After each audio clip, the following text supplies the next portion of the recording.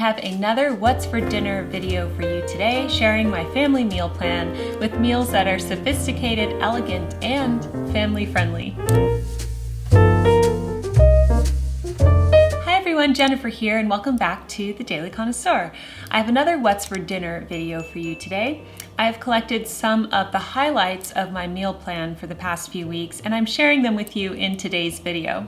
On the menu, we have pineapple-crusted steelhead trout with coconut rice, beef tacos with all the trimmings, grilled steak with herbed butter and mashed red potatoes, spinach artichoke chicken, fried ravioli, and buffalo chicken biscuit bombs with glazed carrots. As always, the video will be broken up into library cards. There will also be timestamps down below so you can jump to whatever recipe interests you. I will also have the written and printable recipes in my corresponding blog post, which I will also link down below. So let's begin with the pineapple-crusted steelhead trout. Okay, this one is really delicious and has some Asian and island flavor to it. I'm taking here 1 can of chunk pineapple. If you have crushed pineapple, then you need to skip this step. You don't need a blender. But into the blender, I'm going to add some hoisin sauce and some brown sugar. And I believe that's about 1 tablespoon of brown sugar.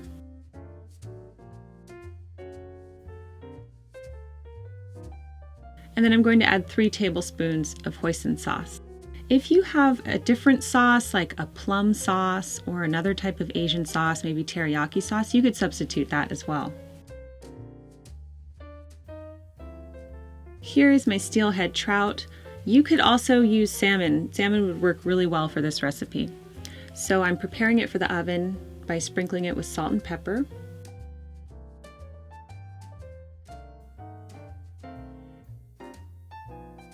And now I'm going to take some minced garlic and spread it all over the fish.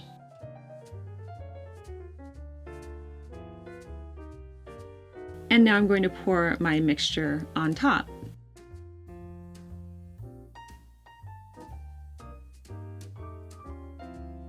Bake this in the oven as you normally would. I baked it for about 20 minutes at 400 degrees. Meanwhile, I'm cooking up some side dishes. So I have some green beans here. These were from the freezer. And I'm sauteing them with a little bit of oil and some minced garlic. And I'm putting some bone broth in there and some soy sauce. I'm going to allow those to cook. And this is what the steelhead trout looks like when it comes out of the oven. I'm also cooking some coconut rice to go along with this, and I'm doing that in my rice cooker. So I just followed the directions on my rice cooker, but instead of putting water, I put coconut milk, and this is one of my favorite ways to make rice. I also like to plate it beautifully, so I will mold the rice in a little dome shape there, like in a little dome-shaped cup, and then put it on the plate like that with some chopped scallions on top. This is a really delicious and easy dish to make. It has those wonderful Asian flavors, island flavors, and everybody loved this dish, so this was a big hit.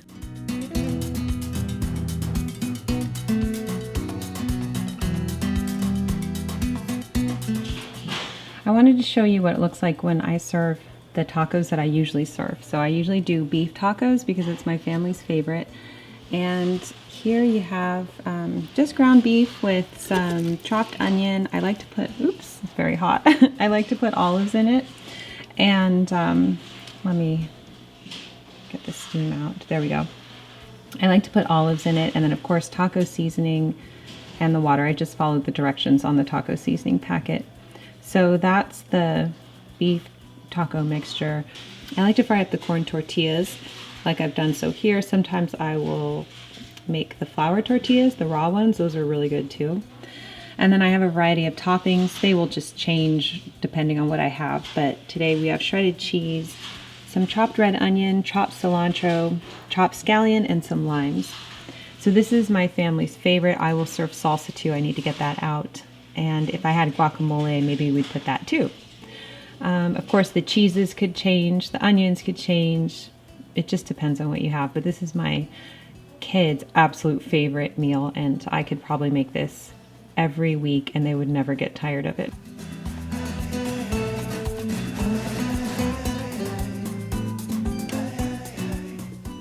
let's move on to the steak. So right here I'm grilling some steaks on the stove. I'm just going to sear both sides. I have some red potatoes that are boiling for our mashed red potatoes. As you can see, I've kept the skins on. And I'm creating a clarified butter sauce. It's like a melted compound butter, if you will. And the herbs I'm going to be using are parsley, thyme, and chopped scallions. But you could use any herb combination that you like. So I have my melted butter here, and this is 1 stick of butter with some crushed garlic. I'm also going to put some horseradish in here, as well as some Dijon mustard. Do you have any Grey Poupon? Sorry, I just have to say that every time. Now I'm going to add my herbs and my scallions and mix this all together. And just let it cook on low until all the flavors and the herbs are melted together. So I'm really not good at cooking steak. Ben normally cooks the steaks. I always overcook them, and I even did it here, but this sauce definitely helps to add a lot of flavor to the steaks. So I basically seared the steaks for a minute or two on each side, and then I popped them in the oven, and you finish them off under the broiler. And this is what they look like. I overcooked them a little bit, but that's okay. They were still really good. And I'm just placing my butter on top, my butter herb sauce. Now with the red mashed potatoes, I boiled them and mashed them as you do with potatoes, with some cream, butter, salt, and pepper. And I really like that red skin that's in there. And then we steamed some green beans as well. So this was a nice fancy dish, and the butter herb sauce really adds a nice flavor. I love that kick from the horseradish, but don't use too much if your family doesn't like spicy things.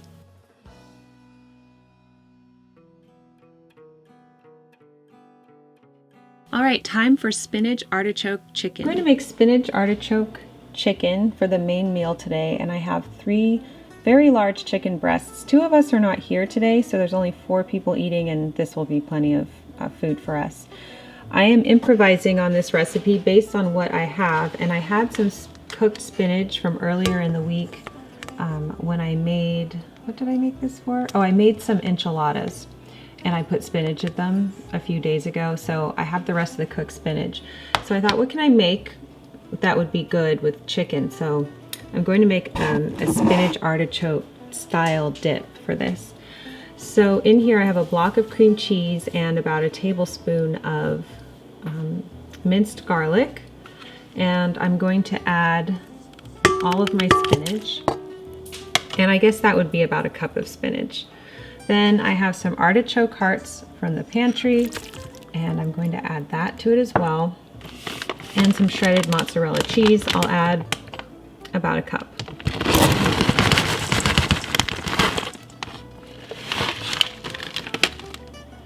Okay, I'm going to mix that together in just a moment, but first I want to season my chicken.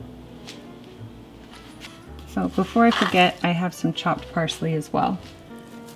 This is really how I cook. Whatever I have on hand is what I use, and I don't know if this is going to turn out well. It looks like, I mean, how could this not turn out well, honestly? That's what I'm thinking, so I'm going to be positive there.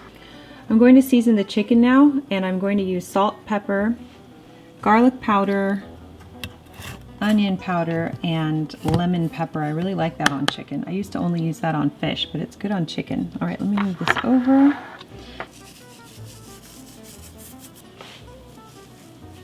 Oops, I'm doing this through the camera lens, so. This is the garlic powder.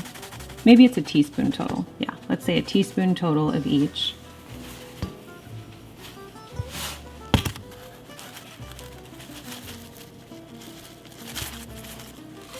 I've seasoned my chicken with salt and pepper and about a teaspoon each of garlic powder, onion powder, and lemon pepper.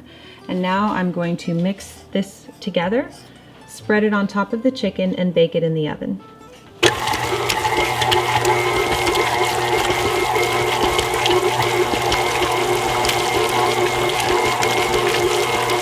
This smells really good.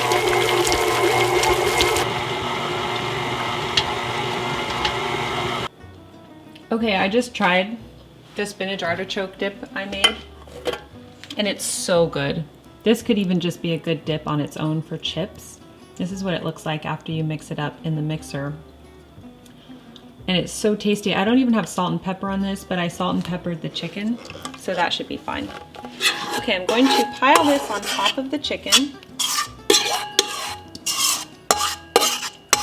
And this is a lot of sauce, so you could, this could make, I mean, double the chicken. If you had 6 chicken breasts, this would cover it enough. As it stands, we're just going to have a lot of sauce. So this is what it looks like. I'm going to put this in the oven for, let's say, about 30 minutes at 400 degrees. And then I'll probably broil it. I will check the chicken to see if it's done or not. So I'll check back in with you then. This is what it looks like coming out of the oven. I did put it under the broiler as well for a couple of minutes. And you just want the internal temperature of your chicken to be 165 degrees Fahrenheit. I'm going to plate this up. I'm serving this with the leftover mashed potatoes, the red potatoes that I had mashed earlier in the week. And this will make a perfect side dish.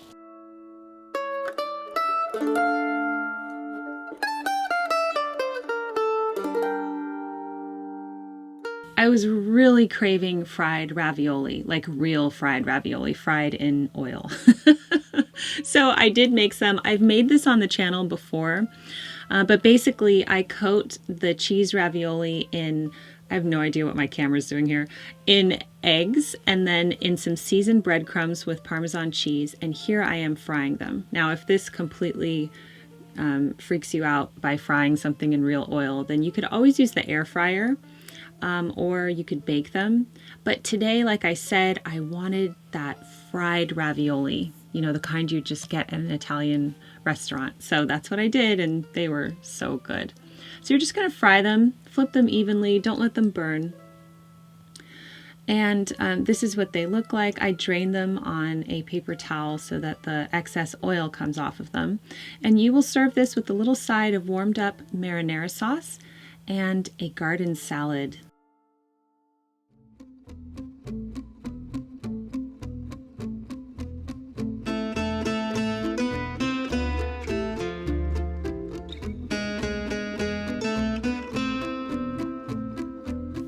So in our garden salad, we put beets, baby carrots, croutons, and can't remember what else was in there, but this was really, really delicious. Everybody loves when I make fried ravioli. How could you not? Definitely comfort food.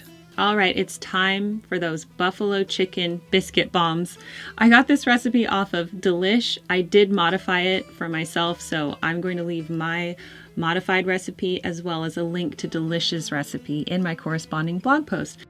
But basically, I took 1 chicken breast and I beat it in the mixer along with some cream cheese, some mozzarella cheese, and that buffalo chicken sauce that I showed you at the beginning. Now, Delish's recipe just calls for a straight up hot sauce. Basically, you're trying to make a buffalo chicken mixture here. So, of course, I will leave my recipe and modifications down below. But you're going to take some of those canned biscuits for the refrigerator and roll them out a little bit, make them a bit bigger, and fill them with this chicken mixture. Then you take the biscuit and roll it around the buffalo chicken.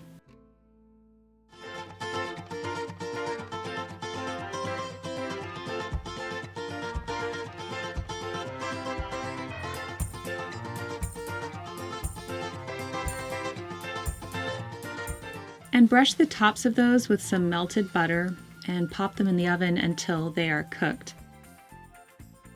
I wasn't sure if we would like this, but everybody loved this. Ben really liked this, and he actually even wanted to have 3 of them. I only ended up getting 1.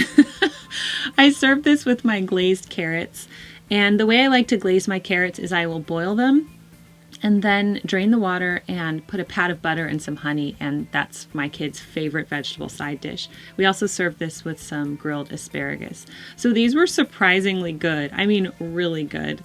I would definitely make these again, and they were really easy to make and a nice little surprise.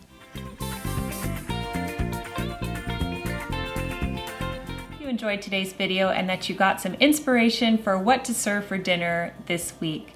Thank you so much for joining me here on The Daily Connoisseur. Keep calm and remain classy, and I will see you in my next video.